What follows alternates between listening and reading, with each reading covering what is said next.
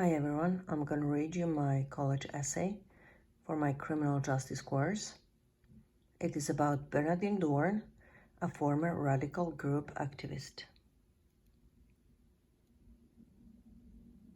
Today author, attorney, founder of the Children and Family Justice Center, a former clinical associate professor of law at Northwestern University Law School in Chicago, Bernardine Dohrn was once on the FBI's 10 most wanted fugitive list.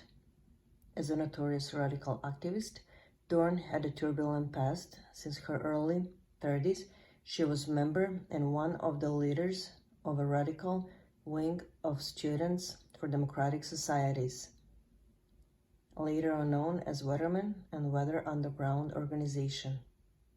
Her role in a society was changing along with the changes of U.S. political shifts. She was proclaimed as terrorist, arrested several times, freed, and has remained a fighter for human rights. Bernardine Dohrn was born as Bernardine Ray Ornstein in 1942 in Milwaukee, Wisconsin, in upper middle class of a Jewish-Christian family. While attending high school, she showed her talent for public communication by being an editor of school newspaper. Soon she became interested in law and enrolled in University of Chicago, where she earned her Bachelor in Arts in Political Science.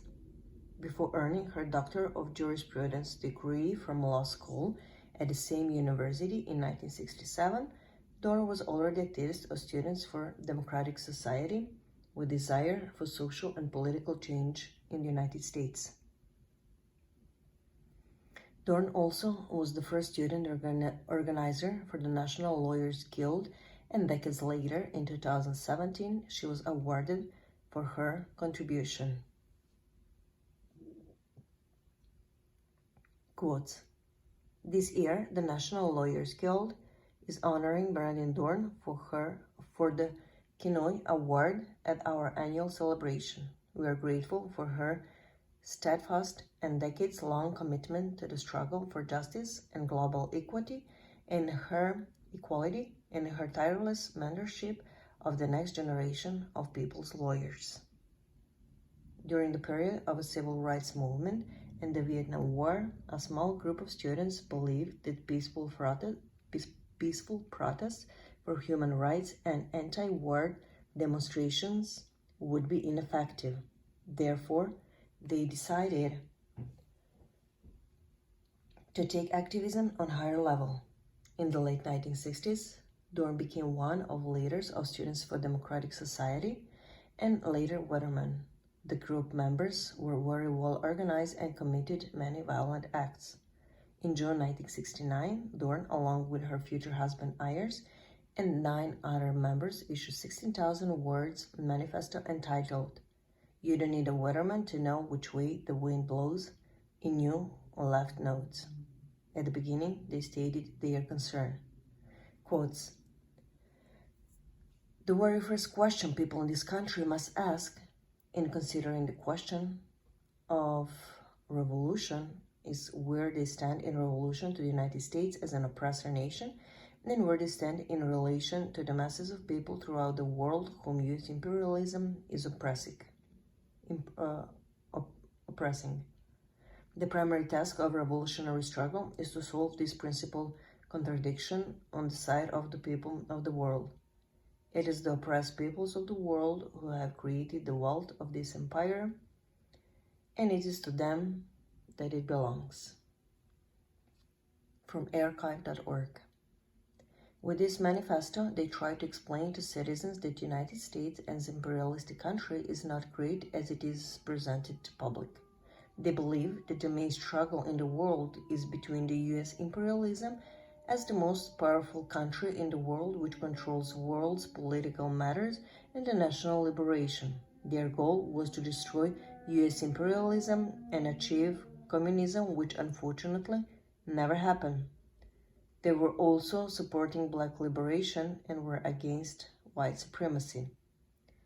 Students for Democratic Society was a strong organization, and Dohrn, as its leader, held speeches in many cities in the United States and had traveled to some other communist countries, such as Cuba, Yugoslavia, and Hungary, to spread the word.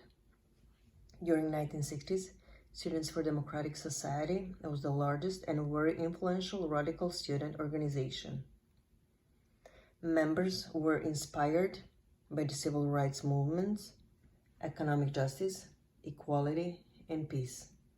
They were against U.S. military involvement in the Vietnam War. In June 1969, Students for Democratic Society became known as Weathermen, where Dorn remained on leading position.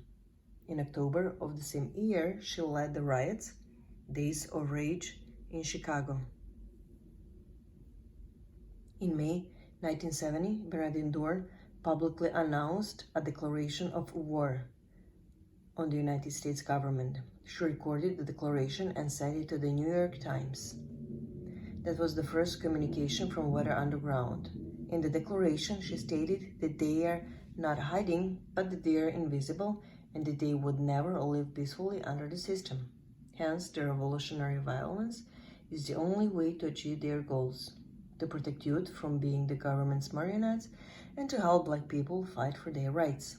An article of the movement, the Public Broadcasting Service, published following, quotes, "When an accidentally detonated bomb killed 3 Weathermen in the basement of a Manhattan townhouse, the group suddenly became the target of an FBI manhunt and members were forced to go into hiding. The bomb had been intended to be set off at a dance at a local army base. That is how organization became Weather Underground, where besides Dohrn, key players were Katie Bowden and her future husband, Bill Ayers. Few months later, this organization was responsible for bombing the New York City Police headquarters. Nearly a dozen members were charged of conspiring to engage in acts of terrorism, and as a sign of retaliation, a New York bank was bombed. In period of 1968 to 1970, Dohrn was arrested and released several times. In October 1970, she was added as 314th number of the FBI's 10 most wanted fugitive list and remained on it until December 1973. After the district judge, Kate dismissed the case against the Weathermen, Dohrn was removed from the FBI's list. The FBI website stated, "Federal process against Dohrn was dismissed in Chicago, Illinois." In late 1970s, the Weathermen group split. Dohrn married Bill Ayers and had 2 children with him. In 1980, Dohrn and Ayers decided not to hide anymore and threw themselves to authorities. Some charges related to Weathermen activities were dropped, and for bail jumping charges from 1969, anti-war protest Dohrn was given 3 years of probation. In 1981, the Weather Underground unofficially ended after Katie Bowden's involvement in New York shooting.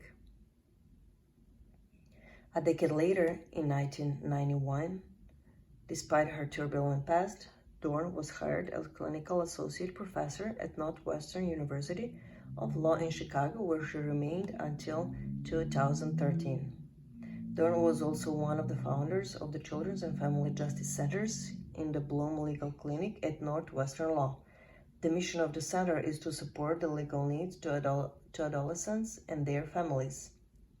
Endeavors of Dohrn and her fellow radical members were described in many books, such as Arthur Eckstein's Bad Moon Rising, How the Weather Underground Beat the FBI and Lost the Revolution, published in 2016.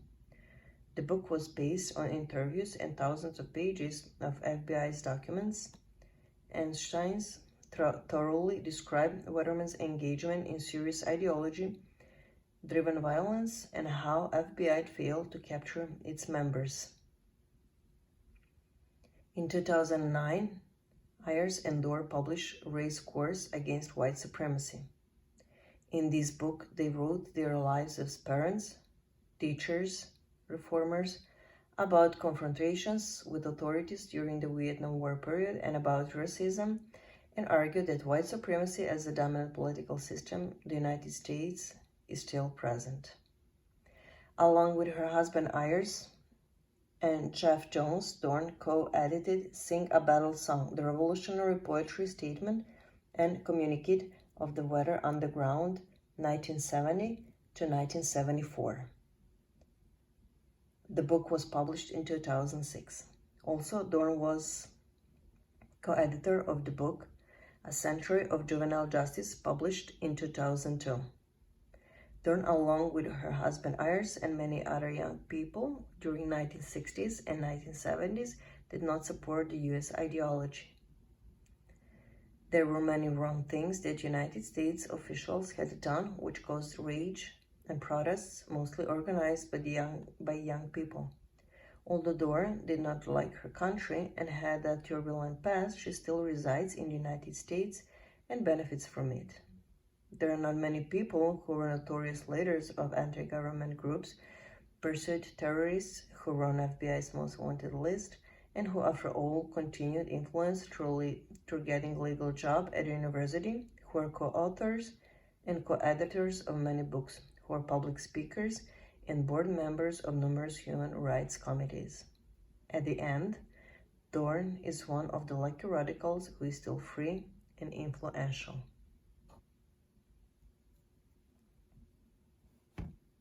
Reference. On this page, you may find all sources that I used for writing my essay, and the last page is about bibliography. In case that any of you need this, you may feel free to take it. Thank you for following my channel, and if you like it, please subscribe, because I'm going to upload many more of these criminal justice essays, and some of essays also will be related to intelligence and national security. Thank you.